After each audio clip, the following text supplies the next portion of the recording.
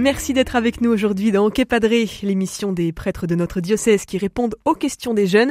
Et je reçois aujourd'hui le Père Benoît Pierre. Bonjour Père. Bonjour. On va parler aujourd'hui du pardon. Première chose, le mot pardon, en termes de définition, de construction, qu'est-ce que ça dit ? Dans l'idée de pardon, il me semble, on repère d'abord le mot don. C'est un mot qui est court, mais on arrive quand même à trouver deux mots dedans. Alors c'est pas une étymologie très scientifique que je développe là, mais en réfléchissant, on peut quand même se dire que dans l'idée de pardon, il y a l'idée d'un don, c'est-à-dire comme une démarche à travers le don qui nous est fait. Et ça me paraît important parce que ça veut signifier au moins une chose, c'est que dans la démarche du pardon, il y a à la fois ce que je peux, moi qui ai peut-être été blessé, atteint, ce que je peux entreprendre comme chemin pour dépasser cette blessure, mais il y a aussi quelque chose qui me dépasse et quelque chose que je vais recevoir. Peut-être recevoir de l'autre, peut-être recevoir des autres qui vont m'aider, si je suis chrétien aussi recevoir de Dieu. Donc d'une certaine manière, c'est à la fois une grâce qui est donnée, mais en même temps, ça demande un effort pour celui qui va pardonner. Ah oui, ça c'est sûr. Il y a toujours cette double dimension. Exactement, l'image de la démarche ou du chemin, ce qu'on veut, hein, mais quand même très très parlante. Et on sait bien. Alors après, il faudrait rentrer dans les détails au sens où l'objet du pardon est très différent selon la nature de l'événement ou de la parole ou de circonstances qui m'ont blessé. Tout ne se vaut pas et tout n'est pas d'égale portée ou d'égale gravité. Mais il y a quand même cette idée d'une démarche, oui. Alors, est-ce qu'on peut tout pardonner, Père Benoît Pierre ? Alors ça, c'est une très bonne question de philo. Vous avez 4 heures pour préparer votre réponse. Je dirais comme ça, c'est vraiment une question à la fois qui est importante, qui est même vitale, et à laquelle sans doute il est presque impossible de répondre hors contexte. Évidemment, si on pose la question comme ça, je pense que la plupart d'entre nous, sans doute même tout le monde, va dire non. Parce qu'on on connaît bien des atrocités, des choses absolument terribles dont on parle ou dont on ne parle pas, qui évidemment, j'allais dire, évacuent presque d'emblée l'hypothèse du pardon.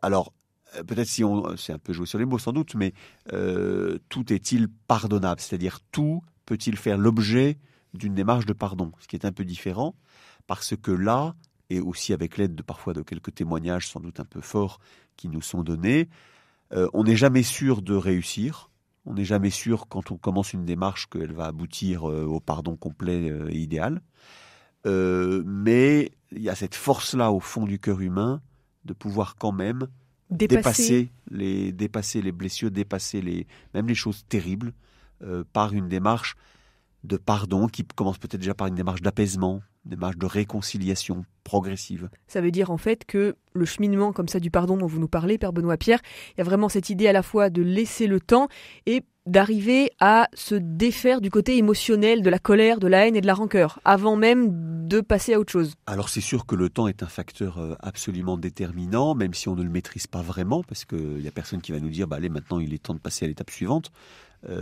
Mais on sait bien par expérience quand même que le temps vient cicatriser certaines plaies, vient transformer un peu notre regard, vient nous apaiser pour une part.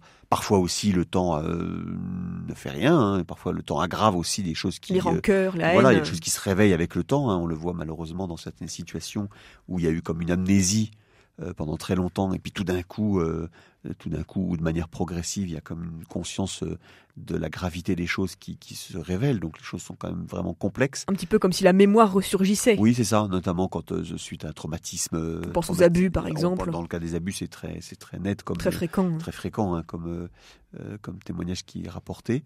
Mais on sent bien quand même que le pardon, quand il porte sur des choses importantes, ne peut évidemment pas se donner comme ça en 3 minutes sur un coup de tête.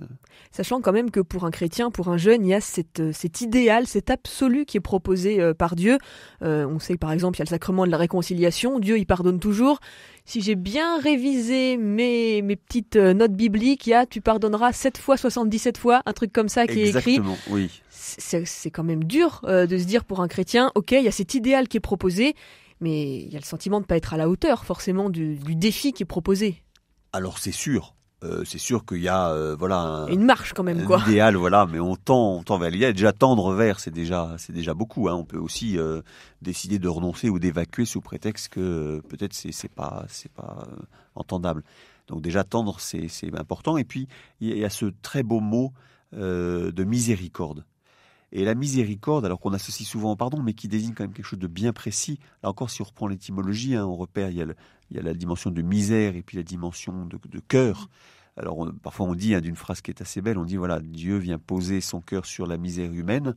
Et c'est très précieux parce que ça veut bien nous dire que la miséricorde qui est l'œuvre de Dieu dans la vie des hommes vient en quelque sorte accompagner, guérir, consoler la misère humaine, c'est-à-dire les blessures, les souffrances, le péché, on dirait aussi dans un autre langage. Et du coup, on n'est pas dans la dimension binaire, pardonner, pas pardonner, coupable, pas coupable, mais dans le chemin de réconciliation progressive et d'apaisement. Alors, ce qui est intéressant, c'est que pour arriver à avancer sur ce chemin de réconciliation progressive dont vous nous parlez, Père Benoît Pierre, il faut quand même plusieurs paramètres dans l'un et l'autre camp, on va dire. Il y a la notion de vérité, de repentir, mais aussi de concret, de dialogue, de savoir on pardonne quoi à qui. Moi, personnellement, quand j'étais ado, j'avais vu une image qui m'avait énormément marqué. C'était Jean-Paul II qui pardonnait à l'homme qui lui avait tiré dessus. Moi, je m'étais dit, il est pape, forcément, il est obligé de pardonner. C'est facile pour lui, c'est son job, quoi. Mais avec le temps, je me dis qu'en fait, c'est peut-être parce qu'il y avait vraiment un visage sur ce qu'il avait vécu, qu'il y avait, je dirais, un lien qui était possible. Alors, c'est vrai, on voit bien que les circonstances comptent beaucoup, c'est-à-dire quand un dialogue est possible, quand je peux mettre un visage derrière celui ou celle qui m'a blessé, ça ne rend pas les choses immédiatement plus accessibles parce que je peux être rongé par la rancœur, je peux ne pas avoir envie, mais il y a une porte qui s'ouvre. Alors que quand l'atteinte est complètement anonyme ou que les circonstances ne permettent pas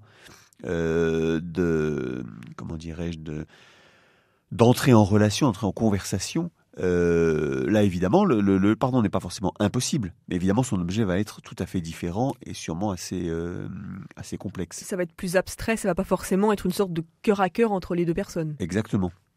Mais sachant, Père Benoît Pierre, que le chrétien aujourd'hui, dans la société dans laquelle on vit, il a un rapport au pardon qui peut quand même surprendre. Le chrétien, c'est un peu un ovni du pardon, vous me pardonnerez l'expression. Alors sans doute, même si on doit quand même immédiatement admettre et reconnaître humblement que le défi est difficile pour tous et que on peut être chrétien et avoir du mal à envisager même le pardon, sans parler encore de pardonner. Donc c'est un défi pour tout le monde. Mais c'est sûr que si on prend au sérieux l'enseignement de Jésus et l'invitation qu'il nous adresse, on ne peut pas, étant chrétien, considérer que le pardon serait une option, un truc si jamais j'ai le temps et si ça me fait plaisir. Non, ça fait partie intégrante, vous l'avez rappelé avec un verset d'évangile tout à l'heure, ça fait partie intégrante de la vie à la suite du Christ. Ça ne veut pas dire qu'on est, mais pour rien, on est à la hauteur finalement, on est en chemin et on essaie de se laisser convertir. Sachant que malgré tout, pardonner n'est pas oublier. Là, il y a une vraie différence, qu'on soit chrétien ou pas. Oui. Il y a quand même cette notion qu'il faut bien saisir. Mais ça, c'est bon quand même de le rappeler, parce que souvent, ce qui nous ronge, c'est que nous avons quand même, dans un petit coin de notre tête ou de notre cœur, l'espoir de pouvoir oublier, de solder les choses. Voilà. Et on imagine peut-être que parfois, c'est lorsque je serai débarrassé de ce souvenir pesant, qu'à ce moment-là, je pourrais y voir un signe concret du pardon accompli.